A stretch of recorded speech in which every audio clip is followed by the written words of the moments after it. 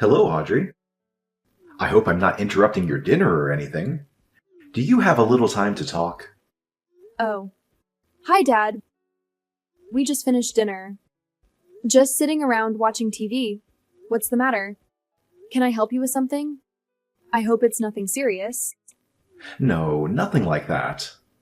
I just wanted to know what you're doing tomorrow. You and Gilbert are going to be home, aren't you? It's Friday, and I thought maybe you guys might be home. Yeah. Gilbert's back for a meeting at the head office on Monday, so he's returned today to spend the weekend together.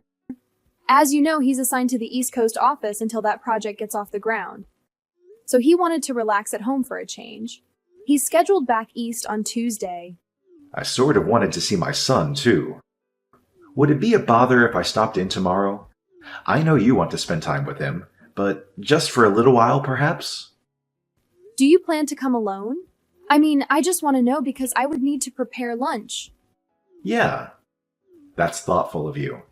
Thank you. And you know, Gilbert hates it when his mother gets too possessive and starts doting over him. She tends to do that. To be honest, Gilbert called me and made me promise not to tell her he was returning. Right. We were just talking about that, as a matter of fact. He also made me swear not to mention a word about his... Yes. Well, I had to lie to her. I told her I was seeing an old friend who happened to be in town, and that I was driving over to have lunch with him. I sort of feel bad lying to her, but I really have no choice. Actually, I'm really seeing this friend, so it's not if I'm really lying. You know what I mean? Oh, okay. That's way better, huh? I'll talk to Gilbert later so we can get our story straight. Just in case. Yeah, thanks. Better to be on the safe side, just in case. Okay, so tomorrow I plan to meet up with my friend in the morning, and then I will head over. Is 1 p.m. or so alright with you guys? Yeah, no problem. I'll have lunch ready for you. I bet you're excited to see your son. Yes, I certainly am. Okay, Audrey. See you tomorrow.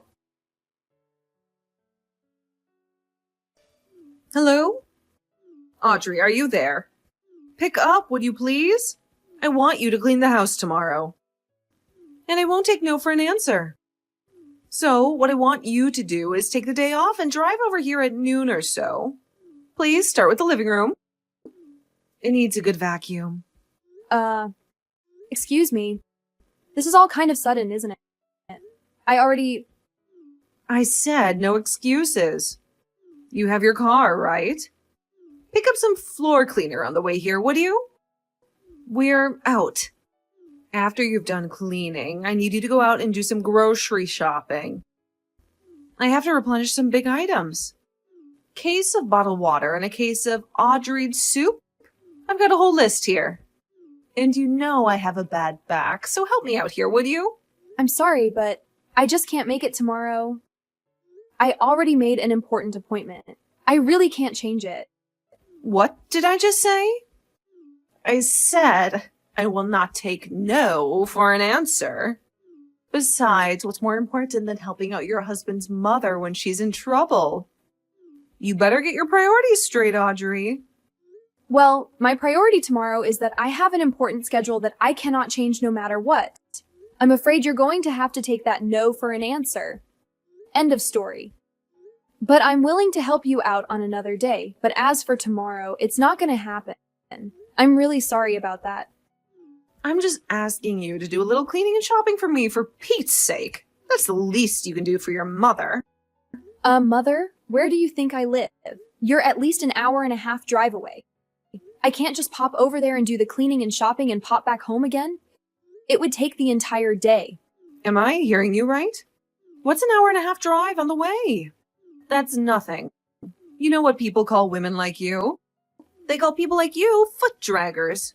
A lazy bum is what you are. I just cannot understand why Gilbert even married you. How can you act this way towards your mother-in-law? No matter what you say, Mother, I'm not changing my schedule. And that's that. No further discussion required. Goodbye. Audrey, good morning. How are you? I'm fine, Dad. How about you? Yeah, not too bad. Just finished meeting with my friend. I'm on my way there now. I should get there in about 20 minutes. No change of plans, I hope. No changes. Just be careful driving over here. The traffic seems a bit heavy today. No need to pick up anything on the way. We're all set for lunch. Audrey, where the hell are you? I thought you would be cleaning the living room about now. I always knew you were lazy, but I didn't realize you were this much of a good-for-nothing slacker. I waited all morning for you. I never thought you would defy me so blatantly. There are consequences for your insubordinate attitude. You do realize that, I hope. The living room still needs vacuuming. And you still have to pick up all those items at the grocery store. The store is not going to be open all night. I want this done today. This is the job of the daughter-in-law. You must get over here right this minute and get to work. I want you here in 30 minutes. No ifs, ands, or buts about it. You hear me, Audrey? There will be consequences if you disobey me. As punishment for defying me and not showing up as I asked. You're going to have to prepare dinner tonight, too. And I'm not talking about slapping a ham and cheese sandwich together. A proper dinner. You got that? Mother, are you finished? You were going on, and I couldn't get a text in edgewise. I thought I told you I wasn't going over there. I have another important appointment that I cannot cancel. I thought you understood. And I thought I told you to give your mother-in-law priority above all others, didn't I? I said my answer was no, and I wanted no further discussion about it. What is so hard to understand about that? You really are one cheeky woman, Audrey. And to think that my dear son, my precious Gilbert, married you. What was he thinking? You were just a deadbeat wife. You know what, Audrey? I want you to divorce my son and disappear from our family forever. That's what I want from you. Oh, great. Just when I thought this conversation couldn't get any more frustrating, you conveniently bring up your husband's absence. Typical. Always finding a way to avoid taking responsibility for your actions. Well, isn't that just perfect? Blaming me for everything as usual. I'm providing discipline because someone needs it, and all I get is criticism. You should be grateful that I'm trying to teach you some manners. Oh yes, because calling me names is such a great way to teach me. I'm sorry, but I don't see the logic in that. And don't act like you're doing me a favor. It's not discipline, it's just your way of asserting control over me. Control? Please! I'm just trying to make you a better person. You should appreciate my efforts instead of constantly questioning them. Maybe if you showed a little more respect and listened to me, we wouldn't have these issues. Respect? Really? Respect is earned, Mom. And you haven't exactly been the epitome of respect towards me. How can you expect me to respect you when you resort to name-calling and belittling me? It's a two-way street, you know. Oh, listen to Miss Perfect over here. So wise and righteous. Spare me the lecture, Audrey. I've been around longer than you and I know a thing or two about life. Maybe if you stopped acting so entitled, you'd realize that. Entitled? That's rich coming from you. You're the one who can't handle any dissenting opinions and throws a fit whenever things don't go your way. I'm not entitled. I just want to be treated with respect and fairness like any other member of this family. Well, aren't you just the champion of fairness? I can see why your husband is furious. He's probably tired of your constant complaints and demands. Maybe you should take a good look in the mirror before pointing fingers at me. You know what? I'm done with this pointless argument. I've tried to reason with you, but it's clear that you're not interested in listening or understanding. I'll leave you to your own delusions. Just remember, our conversation is recorded, so you can't deny your behavior. Fine, go ahead and record it. I have nothing to hide. And maybe you should play it back to yourself so you can hear how unreasonable and ungrateful you sound. I've had enough of your attitude. Goodbye, Audrey.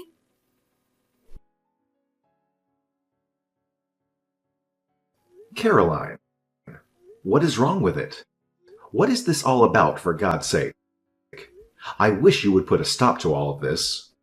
Why do you have to treat Audrey so horribly? What did she ever do to you? Is that you, Philip? What is this? Why are you texting me? I'm over here at Audrey and Gilbert's place right now. Audrey showed me what you've been saying to her. What is this? A lazy, deadbeat wife? Really? How could you say such things to Audrey? What? You're at Gilbert's place now? Why? Gilbert came back for a few days. Apparently, he has a meeting at the office on Monday. He wanted to spend time with Audrey over the weekend. I heard he was here. So on my way back from meeting my friend, I stopped in to say hello. Pardon me? Gilbert is back? He's home now? Why didn't anybody tell me what's going on here? This is the first time I'm hearing of this. Yeah, of course you haven't. I kept it from you. I didn't want you to know. If only you had told me, I would have gone with you today. How could you not tell me, Philip? If I had known, I could have gone over there and provided Audrey with the discipline that she needs to become a better housewife. Why didn't you tell me, Philip? You want to know why I didn't tell you, dear? That's because Gilbert asked me not to tell you. Huh? Gilbert asked you not to tell me? How can that be? Why would he do a thing like that? You really don't get it, do you, Carolyn? Don't you see what you're doing? Get what? What are you talking about? What do I not get, Philip? It's the fact that Gilbert is keeping his distance from you. He's avoiding having to deal with you. Keeping his distance? Did he say that? That he wants to avoid dealing with me? But why? I don't believe you, Philip. Why would my dear son want to avoid me, his own mother? I brought him up. I adored and doted on him since he was just a baby. I devoted my life to my son. How could such dedication and love not get through to him? How could he not feel the love I feel towards him? That's exactly what he finds intolerable. That fanatical devotion you have towards him. But is it really love? Isn't it just arrogance? A form of narcissism? I really wish you would wake up and smell the coffee. How dare you say that to me, Philip? How about you? What have you done? Tell me, Philip, as a father, what have you done for Gilbert? That was so great. Did you shower him with love like I have all these years? As Gilbert's father, I think I've done what's necessary. I know that I am always here for him when he needs me. And I would do anything for him if asked. Pardon me? That's all? That you're there for him? I could say the same. Well, let me give you 2 examples of what I mean. The first example is Gilbert introduced me to his best friend, an old classmate of his from college. Excuse me? His best friend? What's that have to do with anything? It has everything to do with it, Carolyn. His best friend, Fred. You know Fred, right? Wait, Fred? Are you talking about that Fred? He's that parentless boy? That orphan? That Fred? I told him not to associate with him. He's not of our caliber. That's the one. You do remember him, don't you?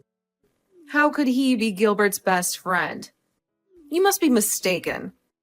You know that people like that, kids who grow up without parents, don't amount to much. Well, that Fred that you so abhor, he's currently the CEO of a major corporation. A corporation that generates over $1 billion a year.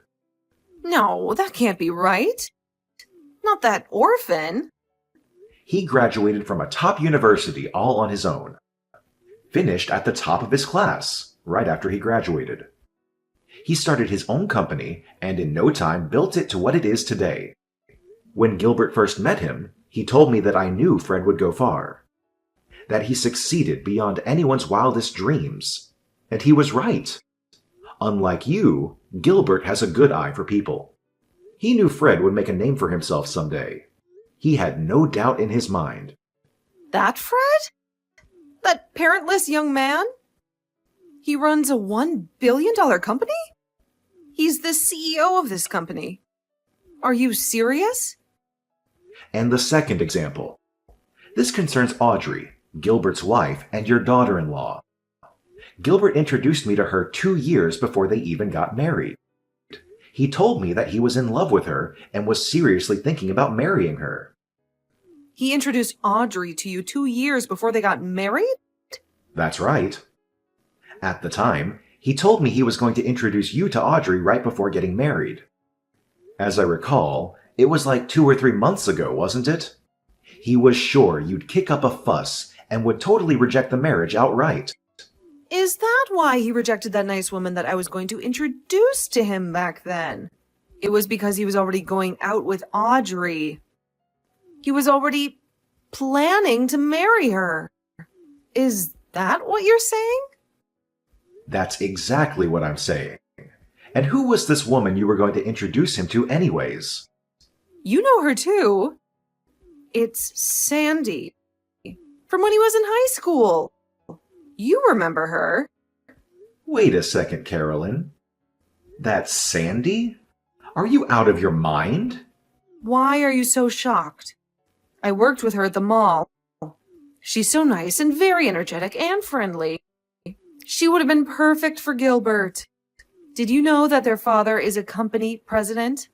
Sandy is much more suited for Gilbert than Audrey. Wasn't her father just some company clerk or something? I never really asked her. You're forgetting one thing, Carolyn. I heard that this Sandy has 3 kids, and she's not even married, for God's sake. On top of that, they aren't even sure who the father is. And you wanted Gilbert to marry this girl?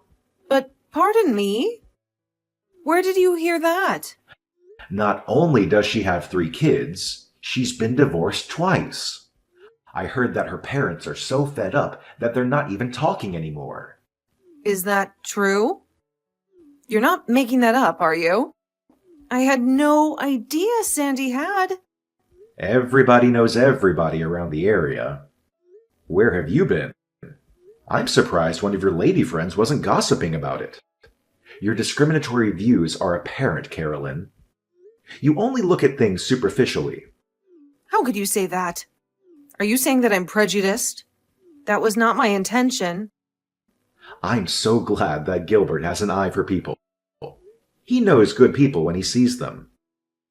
If we had left it up to you to decide who Gilbert should marry, I'm sure he would have suffered the consequences. I'm glad he defied you and made his own decisions. His life would have been very different.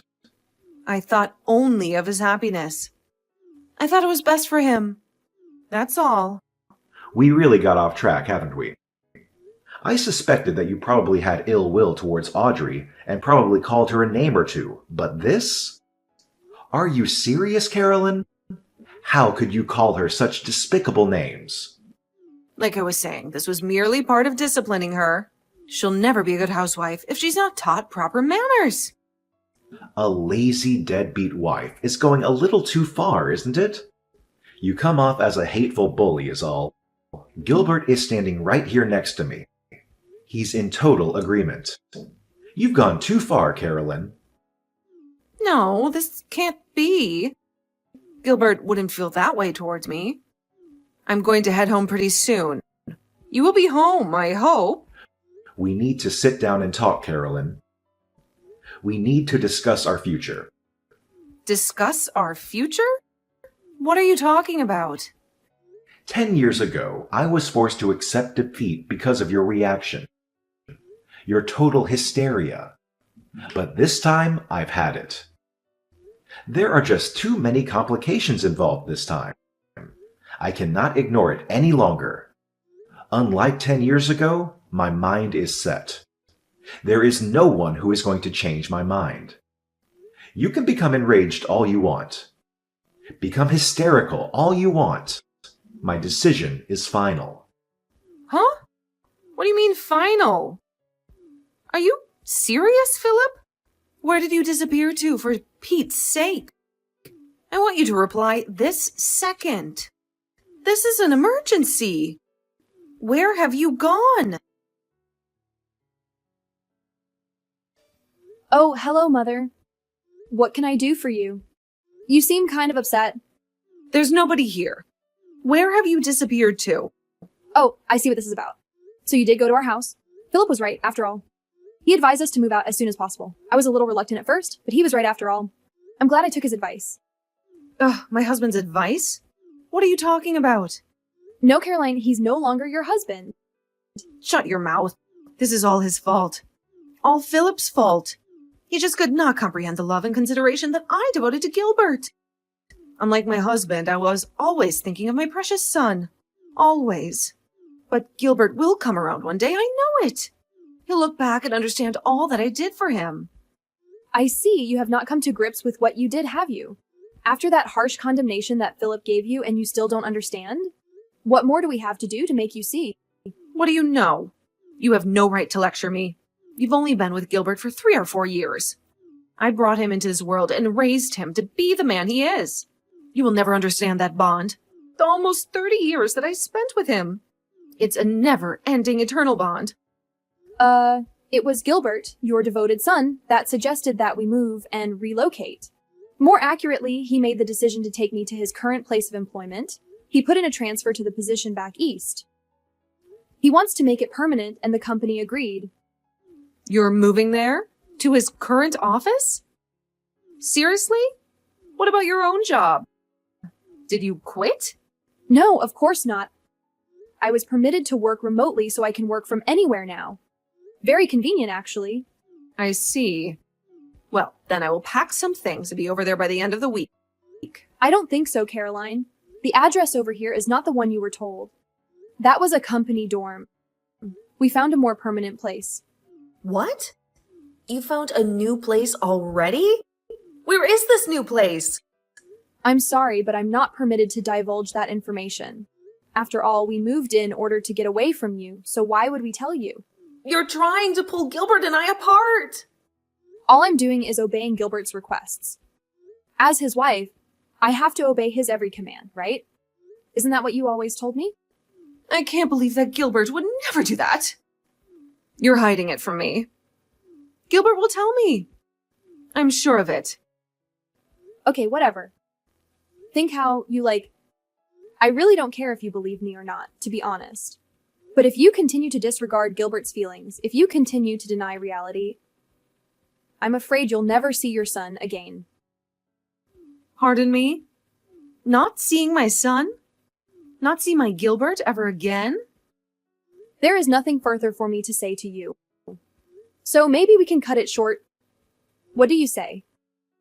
Goodbye. Wait. And don't cut me off. What do you mean?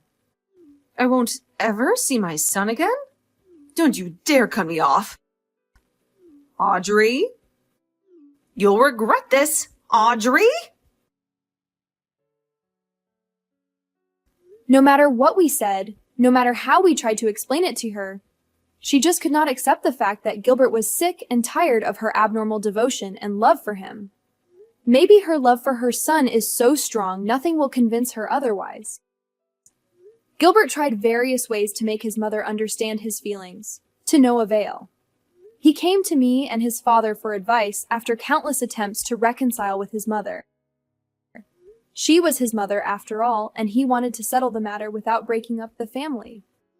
After his parents finally divorced, he sighed with relief, saying to me one night at the dinner table, "It's finally over." He finally seemed at peace with himself. My father-in-law was much of the same way, apologizing for making us wait for so long. Maybe if he had had the courage to divorce her 10 years ago, all this might never have transpired and I would not have endured such anguish. And what happened to Caroline? My former mother-in-law, you ask? I heard this from a friend of mine, and I would take it with a grain of salt. But apparently she found a young man that looked strikingly like Gilbert. I heard she used up all the money she received from her divorce and used it all on this guy. Last I heard, she was deep in debt. She completely disregarded warnings from her friends and neighbors and couldn't stop sinking money into this guy. She's always had a bullheadedness about her. Once she latches onto something, she won't let it go. Maybe that's why she ended up losing everything she cared for. But will I reach out to help her? I'm sorry, but no thanks. I don't think she would even accept my help.